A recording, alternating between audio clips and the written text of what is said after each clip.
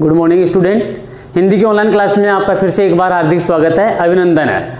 आज का जो हम टॉपिक लेकर आए हैं, आज का जो अपना टॉपिक चलेगा वह अपना सीनियर क्लास का 2 नंबर का टॉपिक होगा, जिसका नाम है भाषा। क्या नाम है? भाषा। आज का जो अपना टॉपिक है वो है भाषा।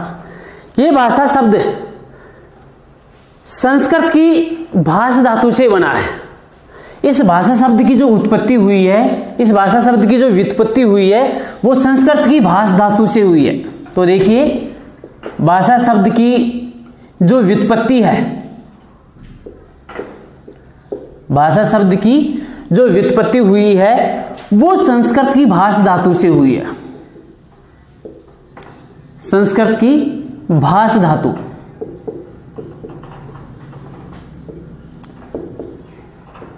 भाष धातु से हुई है। भाषा शब्द है और भाषा शब्द की जो व्युत्पत्ति हुई है, यहां व्युत्पत्ति का अर्थ होता है बनावट। व्युत्पत्ति का अर्थ क्या होता है? बनावट। तो इस भाषा शब्द की जो व्युत्पत्ति हुई है वो संस्कृत की भाष धातु से मानी गई है। जिस भाष धातु से व्युत्पत्ति हुई है उसका शाब्दिक अर्थ निकल कर आया है, वो है व्यक्त वाणी। व्यक्त वाणी या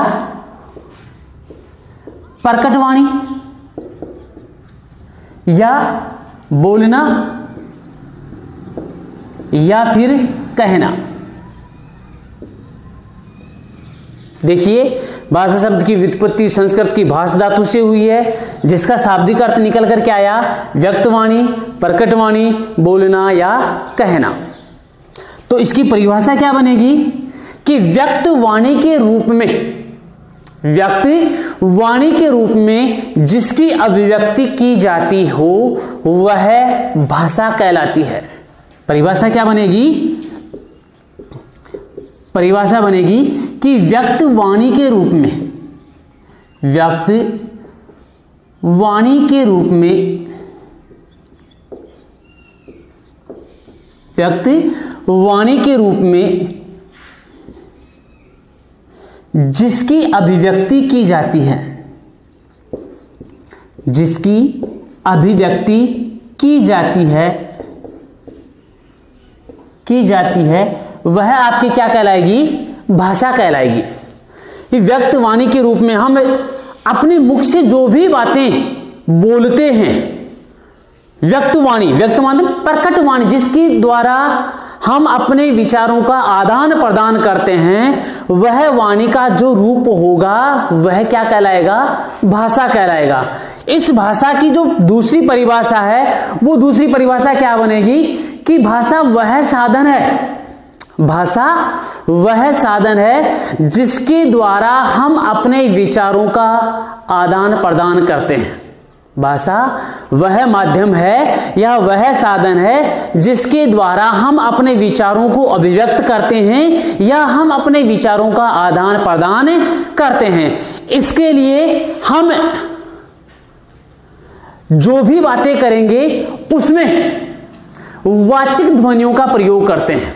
उसमें हम कौन सी ध्वनियों का प्रयोग करते हैं? वाचिक ध्वनियों का प्रयोग करते हैं। वाचिक ध्वनियां, रिपीट कर रहा हूं, ध्यान से सुनना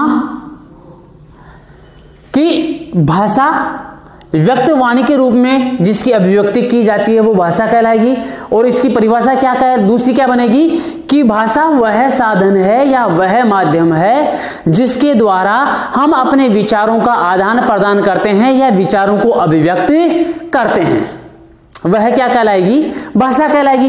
क्लियर है? लेकिन इस भाषा के लिए हम कौन सी ध्वनियों का प्रयोग करते हैं? वाचिक ध्वनियों का प्रयोग करते हैं। ध्यान दीजिए, हम मुंह से जो भी बोलते हैं वो हमारी क्या होगी? भाषा होगी।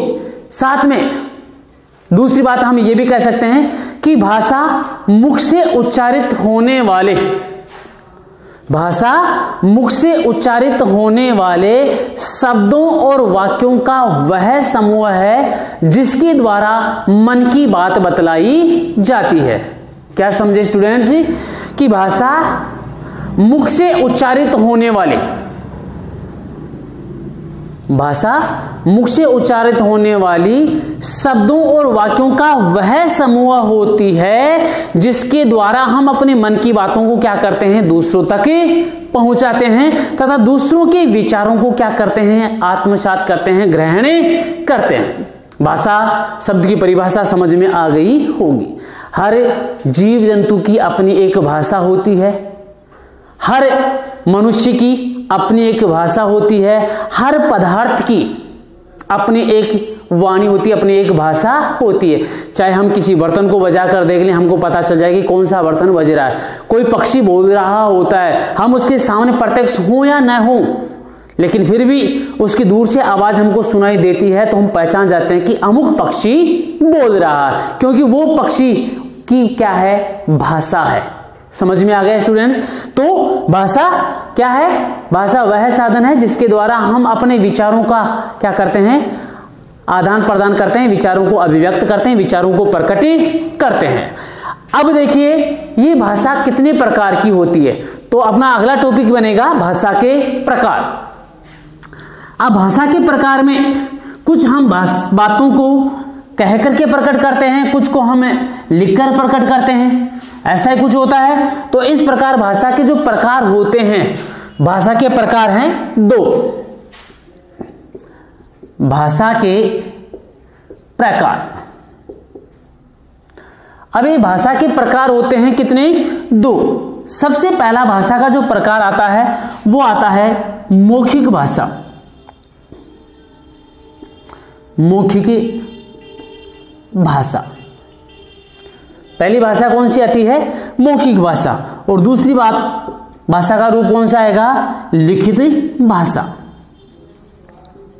लिखित भाषा, दोनों को अच्छी तरह से समझना। मौखिक भाषा किसे कहते हैं? भाषा का वह रूप जिसके द्वारा हम अपने मन के विचारों को या भावों को बोलकर प्रकट करते हैं। भाषा का वह रूप जिसके द्वारा हम अपने मन के विचारों को या भावों को बोलकर प्रकट करते हैं या फिर सुनकर के ग्रहण करते हैं। दो बातें ही, बोलकर प्रकट करना, बोलकर प्रकट करते हैं, या फिर हम सुनकर के ग्रहण करते हैं। हम सुनकर ग्रहण करते हैं। बात समझ में आनी चाहिए कि भाषा का वह रूप जिसके द्वारा हमारे मन के जितने भी विचार हैं, जितने भी भाव हैं, उन भावों को हम या तो बोलकर प्रकट करेंगे या फिर दूसरों से सुनकर ग्रहण करेंगे। देखिए मौखिक बातें होती हैं, ये मौखिक बातें बोलकर प्रकट करना या सुनकर के ग्रहण करना क्या कहलाएगा, मौखिक भाषा कहलाएगी। जैसे प्रधान अध्यापक ने स्वतंत्रता दिवस पर, प्रधान अध्यापक ने स्वतंत्रता दिवस पर छात्रों को भाषण दिया। छात्रों को भाषण दिया, छात्रों का मनोरंजन किया। भाषण देना केवल मौखिक बातें हुई, और मौखिक बातें हुई तो वो कौन सी भाषा कहलाएगी स्टूडेंट्स, मौखिक भाषा कहलाएगी। तो एक छोटी सी बात वो हमको लर्न रखनी है, वो क्या है कि भाषा का वह रूप जिसमें हम अपने मन के जो विचार हैं, मन के जो भाव हैं, उनको बोलकर प्रकट करते हैं और सुनकर के ग्रहण करते हैं, वह भाषा का रूप क्या कहलाएगा, मौखिक भाषा कहलाएगा। क्लियर है? सेकंड जो प्रकार आता है वो आता है लिखित भाषा। अब लिखित भाषा किसे कहते हैं वो भी सुन लीजिए कि भाषा का वह रूप जिसमें हम अपने मन के विचारों को लिखकर प्रकट करते हैं तथा दूसरों के विचारों को या भावों को पढ़कर के ग्रहण करते हैं, वह भाषा का रूप लिखित भाषा कहलाता है। क्या कहा कि भाषा का वह रूप जिसमें हम अपने मन के विचारों को या मन के भावों को लिखकर प्रकट करते हैं। लिखकर प्रकट करना या फिर हम दूसरों के जो भाव और विचार हैं उनको पढ़ करके ग्रहण करते हैं। पढ़ करके क्या करेंगे, ग्रहण करेंगे। तो लिखकर प्रकट करना और पढ़ करके ग्रहण करना, ये भाषा का कौन सा रूप कहलाएगा, लिखित भाषा का रूप कहलाएगा। रिपीट कर रहा हूं, भाषा का वह रूप जिसके द्वारा हम अपने मन के विचारों को लिखकर प्रकट करते हैं तथा दूसरों के विचारों को, भावों को पढ़ करके ग्रहण करते हैं, वह भाषा का रूप लिखित भाषा कहलाता है। जैसे कक्षा अध्यापक ने छात्रों से कक्षा कार्य करवाया, कक्षा अध्यापक ने छात्रों से गृह कार्य करवाया या कक्षा कार्य करवाया। घर कार्य होमवर्क होता है, एक होता है क्लास वर्क, एक होता है होमवर्क। तो क्लास वर्क करवाया, टीचर सामने बैठा हुआ है और टीचर बच्चों को गाइड कर रहा है कि मैं यहां बैठा हूं, मेरी आंखों के सामने आप क्या कीजिए, अपना वर्क पूरा कीजिए।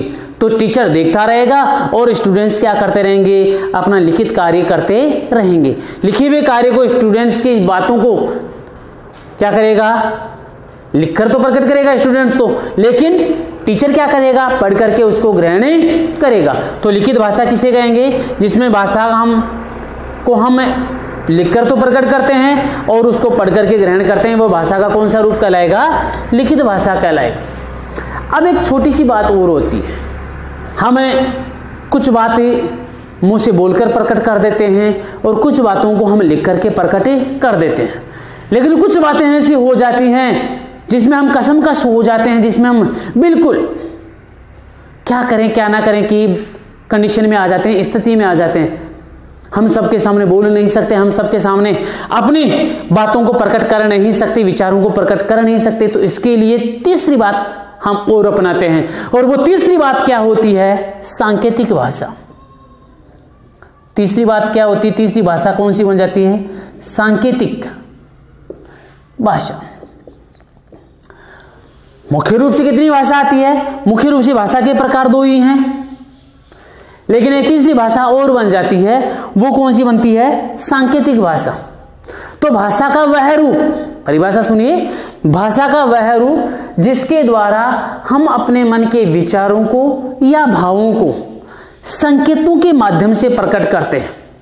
भाषा का वह रूप जिसके द्वारा हम अपने मन के विचारों को या भावों को संकेतों के माध्यम से प्रकट करते हैं तथा दूसरों के विचारों एवं भावों को संकेतों के माध्यम से ग्रहण करते हैं, वह भाषा का रूप क्या कहलाएगा, सांकेतिक भाषा कहलाएगा। यानी अब जो बातें होगी वो केवल इशारों में होगी, केवल संकेतों में होगी। देखिए, जितने भी वाद विवाद किए जाते हैं, उन वाद विवादों को, उन विचार विमर्श को जब तक सांकेतिक बातें न हो, अर्थात जब हाथों के और शारीरिक मुख दृष्टा के मुख विकार के हाव भाव न हो, तब तक अगले वाले की बात को समझने में हमको बड़ी समस्या का सामना करना पड़ता। इसलिए कुछ बातें कहने वाला बोलकर के प्रकट करता है, कुछ अपने मन के विचारों को हाव भाव के माध्यम से प्रकट करता है। जैसे कुछ बातें ऐसी होती हैं, जैसे किसी को अभिवादन का संकेत देना, किसका संकेत देना, अभिवादन का संकेत देना, किसी को मना करने का संकेत देना, किसी की हाँ में हाँ मिलाने पर उसको मुस्कुराकर उसकी प्रतिपुष्टि देना, गर्दन हिला करके हाँ का ना का जवाब देना, किसी काम को मना करने का हाथों से इशारे करके उसको क्या करना, संकेत देना। तो बहुत सी ऐसी बातें हैं जिनको हमें मुख से प्रकट न करके, वाणी के माध्यम से प्रकट न करके, केवल संकेतों के माध्यम से भी अगले वाले को समझा सकते हैं। वो समझाई हुई भाषा क्या कहलाएगी, सांकेतिक भाषा कहलाएगी। क्लियर है स्टूडेंट्स? तो सबसे पहले भाषा की इकाइयां। अगला टॉपिक कौन सा अपना, इकाइयां। भाषा की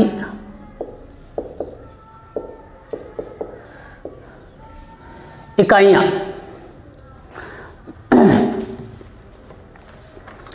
ध्यान दीजिए स्टूडेंट्स, भाषा की जो इकाइयां होगी उन भाषा की इकाइयों में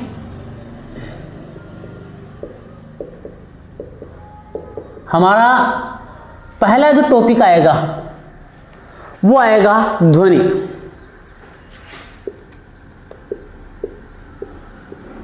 भाषा की इकाइयों में पहला अपना टॉपिक क्या आएगा? ध्वनि।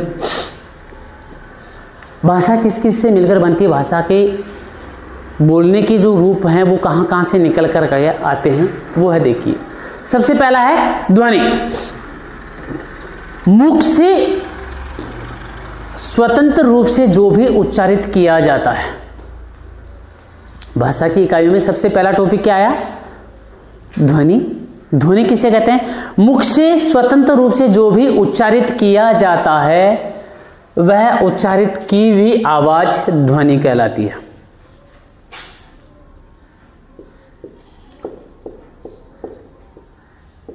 स्वतंत्र रूप से मुख से उच्चारित आवाज क्या कहलाएगी? ध्वनि कहलाएगी। अर्थात मुंह से जो भी हम उच्चारण करेंगे, मैं बोल दे रहा हूं, ये मेरी बोली हुई जो आवाज है, ये मेरी जो बोली है वो क्या कहलाएगी? स्वतंत्र है। और ये स्वतंत्र रूप भी क्या कहलाएगा? ध्वनि कहलाएगा। हाँ, लेकिन इसके लिए एक जरूरी बात क्या है कि इसमें केवल मौखिक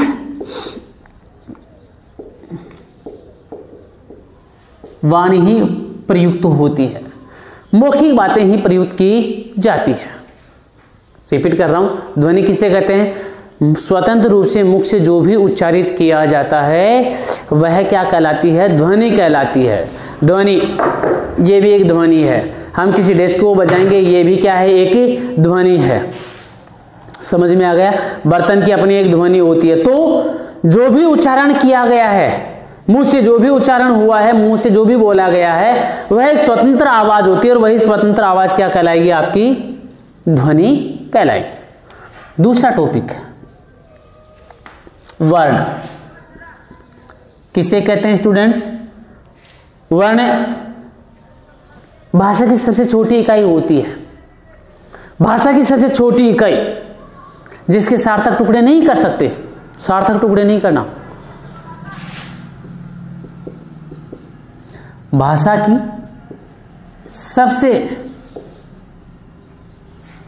छोटी इकाई, सबसे छोटी इकाई जिसकी क्या ना हो? सार्थकी टुकड़े नहीं हो, जिसके सार्थकी टुकड़े नहीं हो, वह क्या कहलाएगी? आपकी क्या कहलाएगा? आपका वर्ण कहलाएगा। भाषा की सबसे छोटी से छोटी इकाई जिसके सार्थक टुकड़े नहीं किए जा सकते वर्ण कहलाता है। जैसे शब्द देखिए, स्वास्थ्य। शब्द मैंने क्या लिखा है? स्वास्थ्य। भाषा की सबसे छोटी इकाई इसमें से निकालनी है, तो सबसे छोटी इकाई निकालने का तरीका क्या है? स, व में कौन सा स्वर है? आ, फिर से, फिर थ, फिर ये, और ये में कौन सा स्वर है? ए। स, व आ गया। व में कौन सा स्वर आया? आ आया। फिर से आधा है, थ आधा है, स आधा, थ आधा, और फिर आया ये है। ये में कौन सा स्वर है? ए स्वर है। अब देखिए, इस से के हम और टुकड़े नहीं कर सकते, व्यंजन के हम और क्या नहीं कर सकते? टुकड़े नहीं कर सकते। जब टुकड़े नहीं कर सकते, व के टुकड़े नहीं कर सकते, स थ के टुकड़े नहीं कर सकते, तो भाषा की सबसे छोटी इकाई हुई कि नहीं हुई? तो भाषा की वह सबसे छोटी से छोटी इकाई जिसके सार्थक टुकड़े नहीं किए जा सकते वह क्या कहलाएगा? वर्ण कहलाएगा। क्लियर है? एक उदाहरण और देख लो। कमल।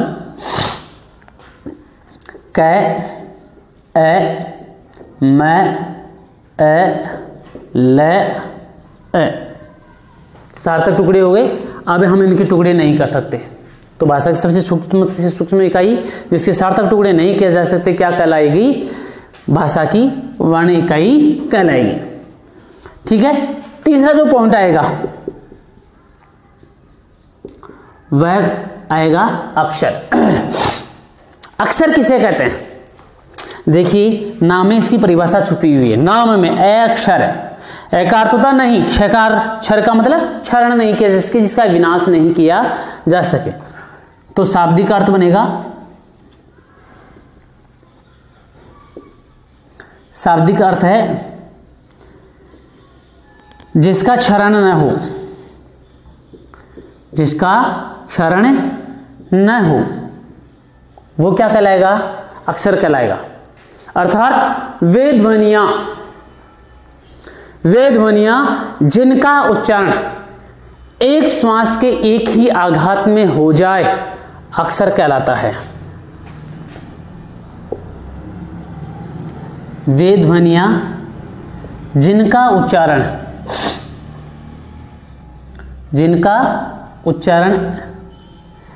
एक श्वास के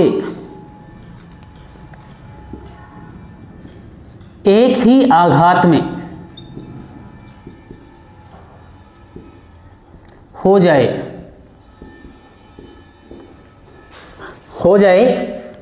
वो क्या कहलाएगा?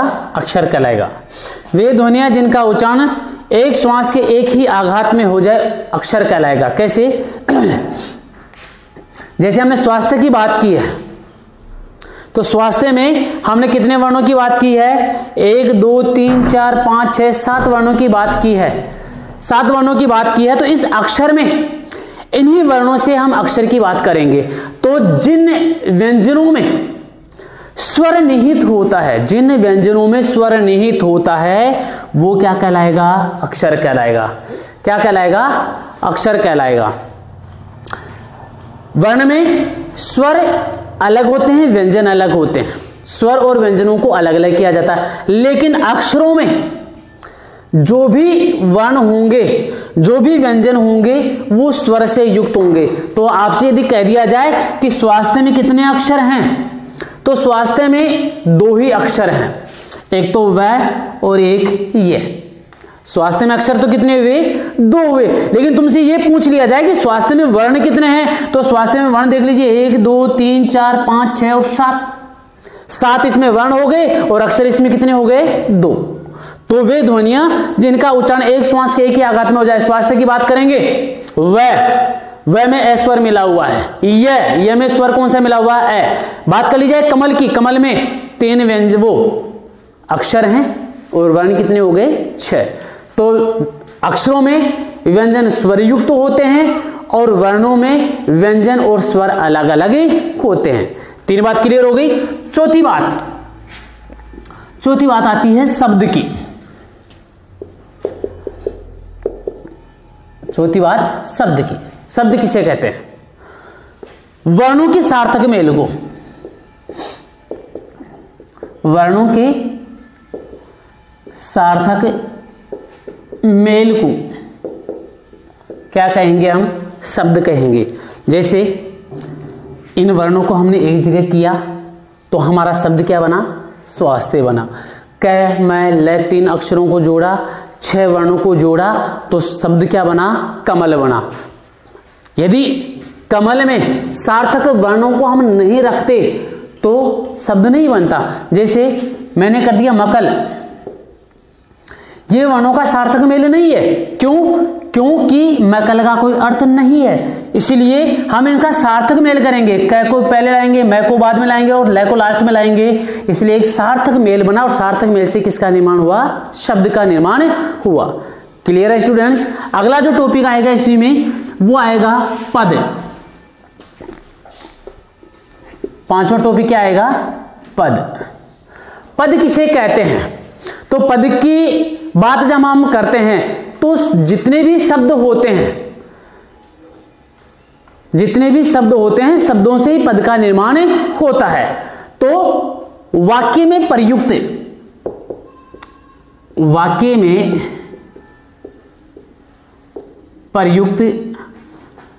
प्रत्येक